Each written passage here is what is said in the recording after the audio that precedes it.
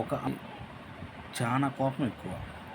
అయితే ఒకరోజు వాళ్ళ నాన్న అది చూసి ఇది మంచి పద్ధతి కాదని, సరేనమ్మా నీకు ఎందుకు కోపం వస్తుంది? సరే కోపం వచ్చిన ప్రతిసారి మన పెరటి ఎనకమాల 1000 కుండలు తెచ్చిపెట్టాను.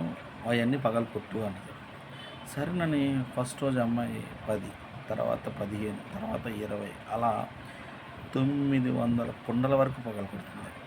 మిగతా బ్యాలెన్స్ 100 చూసి వాళ్ళ నాన్న అడుగుతాను, నేను ఏంటమ్మా ఈ 100 మిగిలినయి అంటే, నాకు ఇదివరకు వచ్చేంత కోపం రావట్లేదు నాన్న, అందుకని ఆ 900 పగలగొట్టాను, ఈ 100 పండుగ పగలగొట్టలేకపోతున్నాను. సరే ఇప్పుడైతే నువ్వు కంట్రోల్లోనే ఉన్నావు కదా, నీ కోపం తగ్గింది కదా. అవును నాన్న అంటుంది. సరే అయితే ఆ పగలగొట్టిన కుండలో ప్రతి ఒక్కటి నేను మళ్ళీ నార్మల్గా పెట్టి చేసేయండి.